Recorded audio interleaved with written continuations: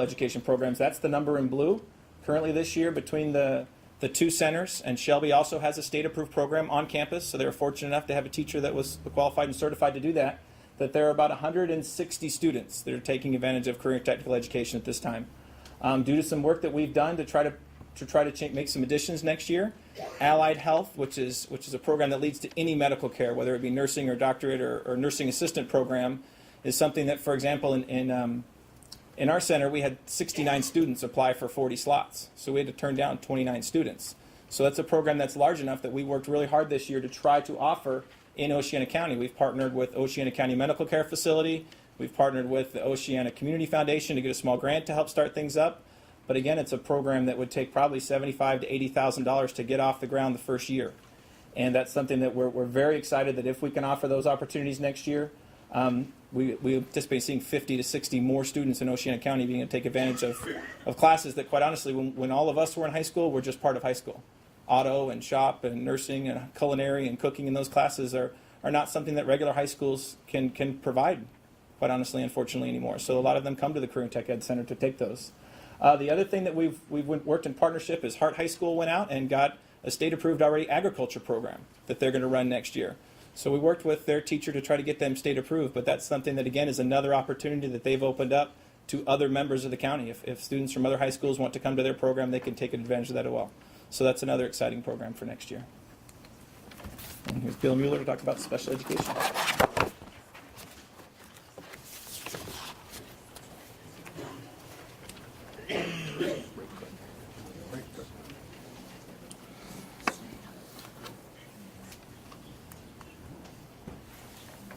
You know, Gandhi said a nation's greatness is measured by how it treats its weakest members. I believe President Truman also said that. So did Winston Churchill, a number of other folks.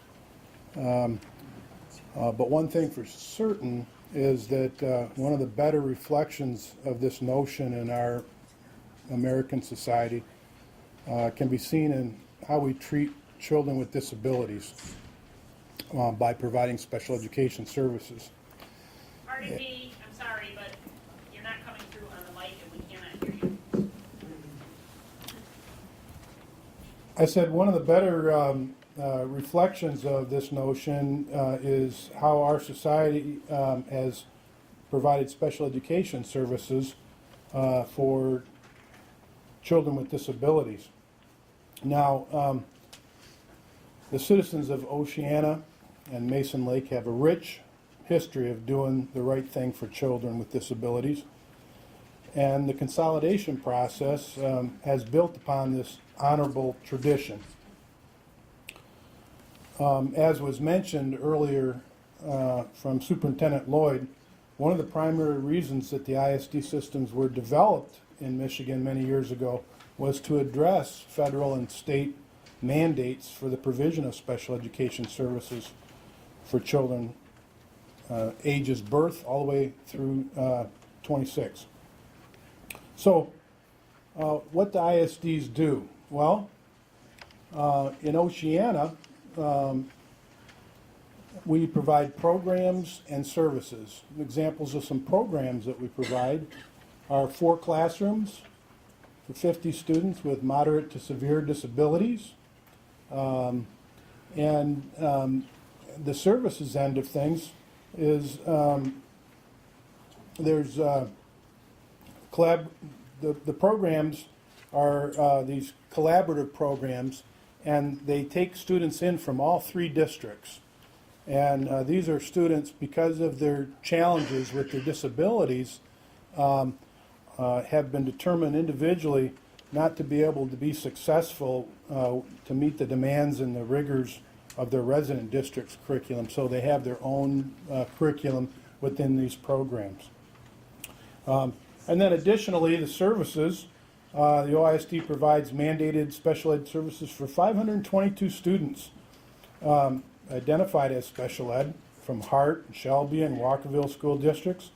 And these mandated services include such things as occupational therapy, physical therapy, speech and language therapy, school psychologists, and school social worker services, and so on. And then the other required services provided by the OSD include early on services for children ages 0 to 3, preschool services for children 3 to 5, and then on the other end, transition services for older students who are preparing for life after school. Now, as mentioned earlier, the very first goal, shared board goal, was to provide cost efficiencies and program enhancements by eliminating duplication of services and sharing staff and programs. Well, now each ISD is required to provide certain types of positions, and here's 4 of them. And prior to the combining process, each ISD had a planner monitor, an early on coordinator, a transition coordinator, and a director of special education. Since that time, we've combined those services for an estimated annual combined savings of $164,000. In keeping with this shared board goal, some ways that we've shared staff is illustrated here. Prior to the sharing of services, each ISD, for example, Oceana ISD had its own special education management system, so did Mason Lake. The Oceana ISD didn't have hearing impaired specialists or visually impaired specialists or bilingual psychologists on staff. They contracted for those services. Mason Lake happened to have those on staff. There were separate policies and procedures and practices, and each ISD held their own special education professional developments. There were separate staff supervision and support, and there were separate parent advisory committees. In the combining process, all that is shared now. This just gives you an example, shows you students from Mason Lake ISD, constituent districts who have attend programs like in Oceana. And these are programs for moderately to severely disabled students.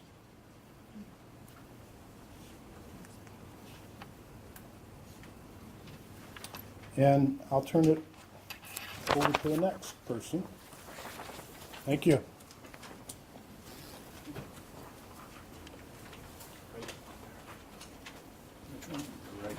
Gotcha.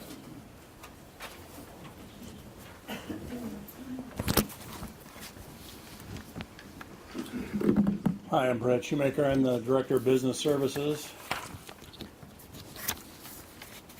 In addition to some of the instructional opportunities and capacity that we've built for the benefit of students and those who serve them, we've also been working in the support service areas trying to build capacity and find cost efficiencies. We've done so primarily in the business office, also in transportation, and also technology, which is a common thread through both the instructional and the support service categories. To start with, well, we started in 2007 with an initiative primarily to start to have common software platforms. We wanted to develop common financial software, which morphed into also having common student management software. We find it to be a great benefit when it comes to sharing personnel. They can walk into any situation, say some district has somebody who's off on childbirth leave and can't perform payroll. Well, we've got somebody else who's familiar with the system, and because of that common software can waltz right in and do the job, and the district keeps on ticking without missing a beat. We actually, in 2009, officially started a shared personnel cooperative. It's called the West Shore School Business Cooperative, whereby we try to match needs of the districts, for personnel. For example, somebody may have a need for a half-time payroll person. Somebody may have a need for, a business manager function.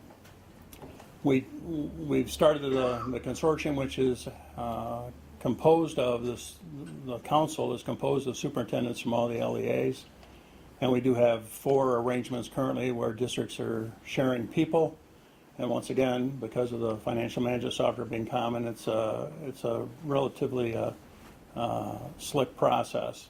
We also provide pupil accounting services to all 11 districts within the 2 ISDs, including the ISDs. We provide payroll services. In our collaborative business office, we do the accounting and payroll for Mason Lake and Oceana ISDs. Free Soil School District, Pentwater, we share a business manager. Hart, we share a business manager and a pupil auditor. In the Mason County Eastern School District, we provide pretty much total business services. At any point in time, any one of these districts can have any one of 5 or 6 people working on their work, and it's worked out quite well, although we do seem to attend a lot of board meetings. We're also working on a transportation collaborative. Currently, we have 3 districts and 2 ISDs participating in that. We share a supervisor who's also a router, and we're constantly looking for opportunities to save costs there. For example, we bought a common transportation mapping software that we made available to those districts. We actually did the routing for them. We're sharing substitute bus driver services and working hard to find other areas where we can gain some efficiencies on behalf of our locals. 2 years ago, we had 7 shared positions. Now we have 29 shared positions working for the 2 ISDs on behalf of the local districts that they serve.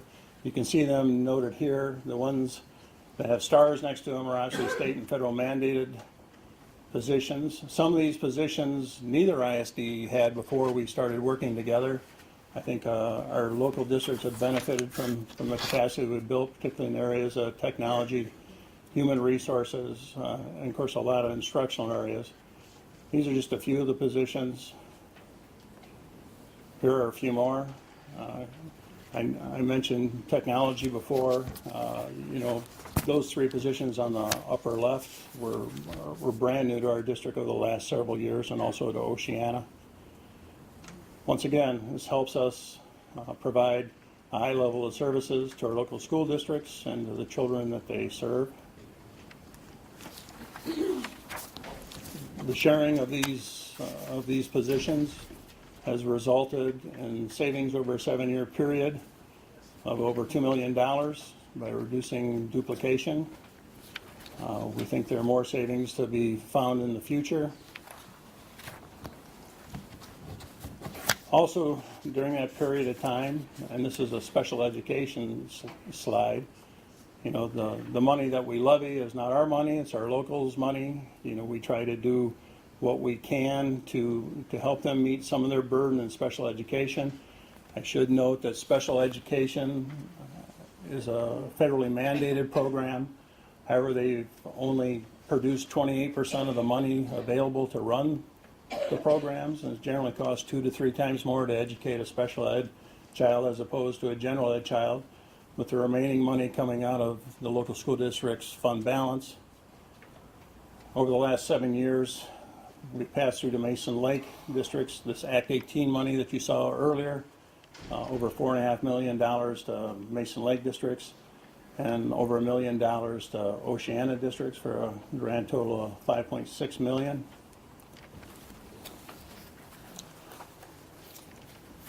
These unfunded costs I'm talking about, and the blue is the special ed. I think this was for the last fiscal year 2011. This is information that came directly from Walkerville and Shelby and Hart. Special education expenditures exceeded revenues at those districts for $1.4 million.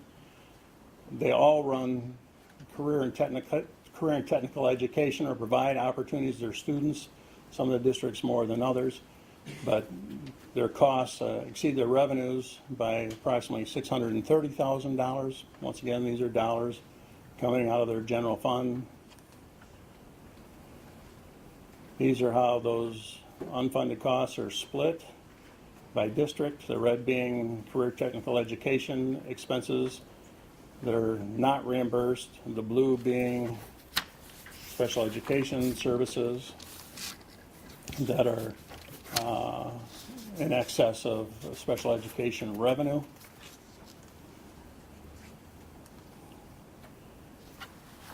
Were we to become one entity, we would have the ability to potentially support districts in both their career technical education programs and opportunities they currently provide to their students, as well as new opportunities, and the special education programs to these levels. So by combining as one ISD, we could provide up to these levels to offset their unreimbursed costs. And also, in the case of CTE, Career Technical Education, to hopefully provide more opportunities. Sorry, I keep veering away from the microphone.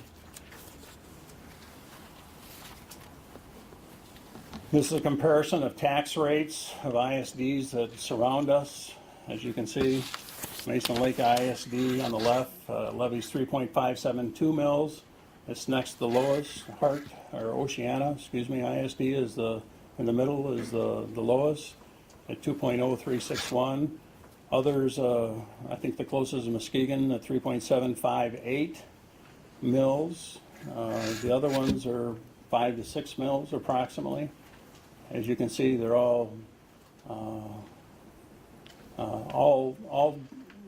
ISDs, or 5 of the ISDs, offer career technical education programs and levy taxes. Oceana does not. That's the primary reason for the disparity.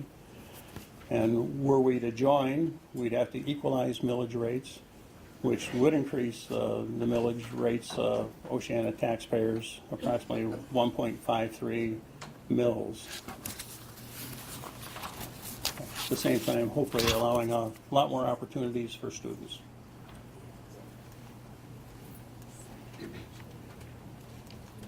And next, Superintendent Lloyd.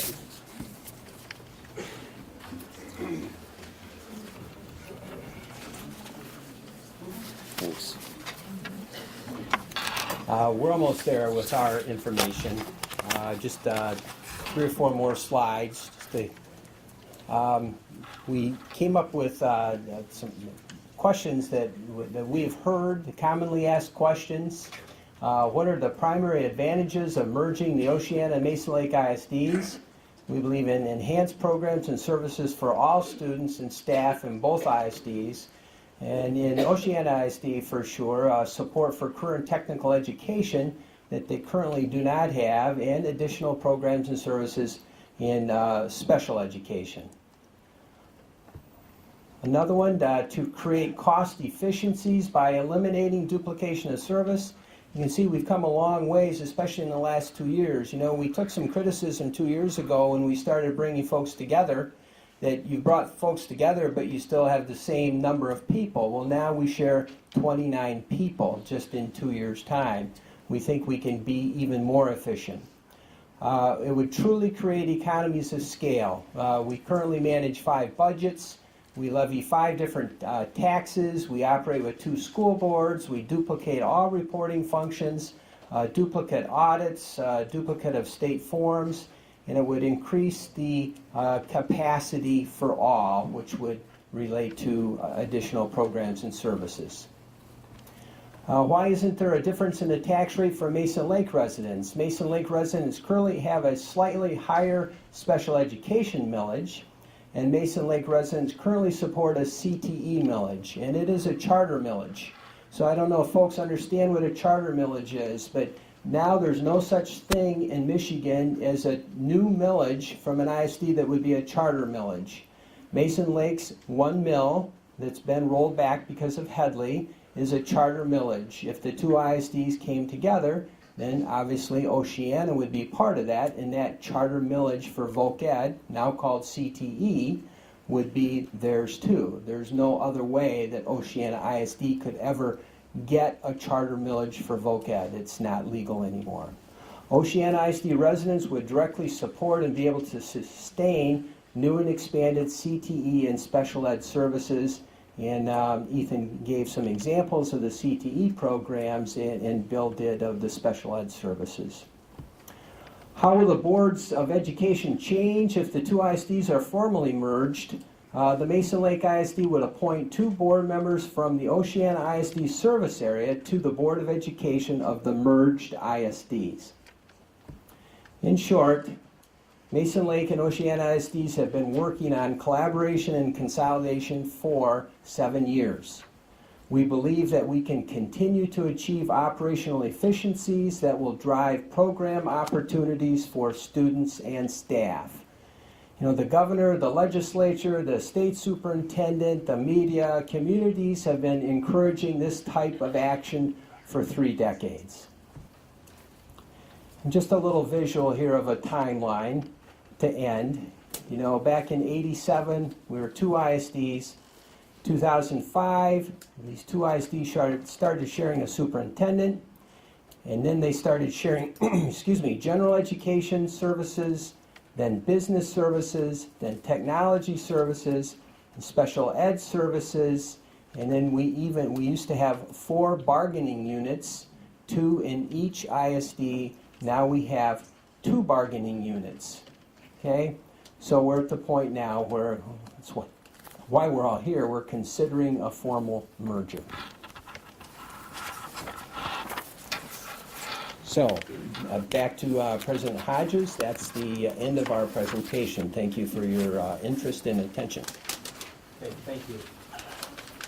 Now we'll move on to the public hearing, and we'll hear comments from the citizens present. But before I ask for members of the audience to stand and speak for us, I've asked Mr. Greiner to please read our policy pertaining to public participation.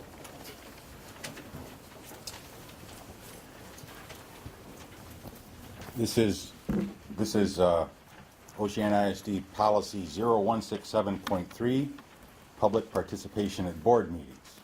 And it reads in part, the Board of Education recognizes the value of public comment on educational issues and the importance of allowing members of the public to express themselves in district matters.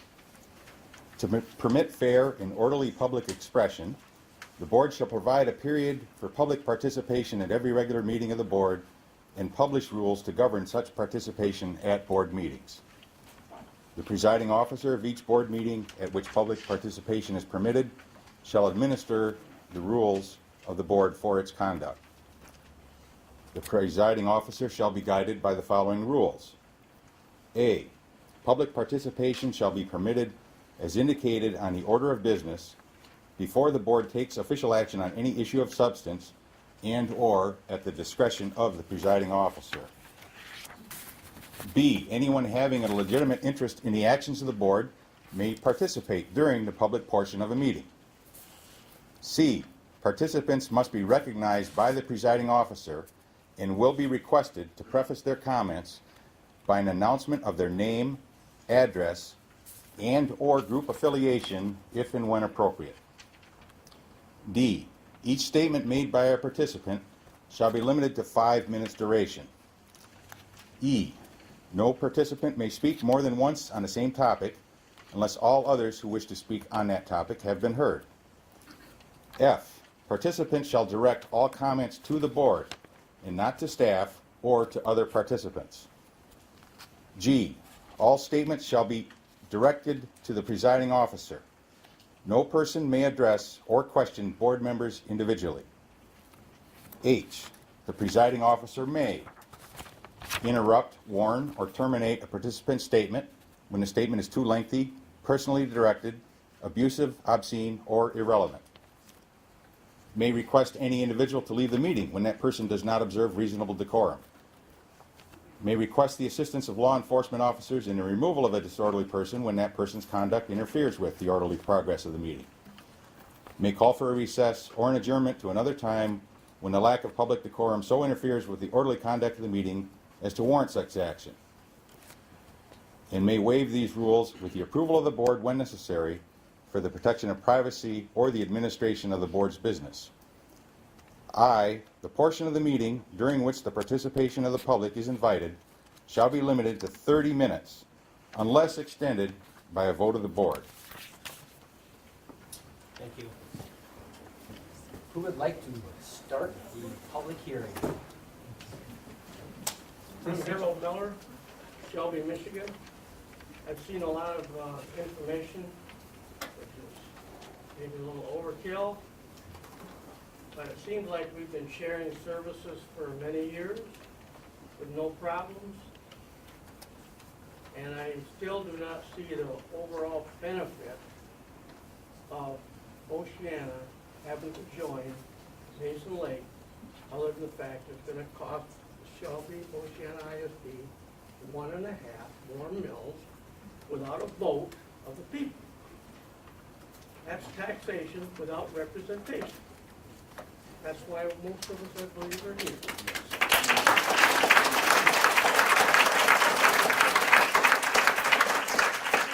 Anybody else? Can I use the mic? I don't Sure. know. Thank you.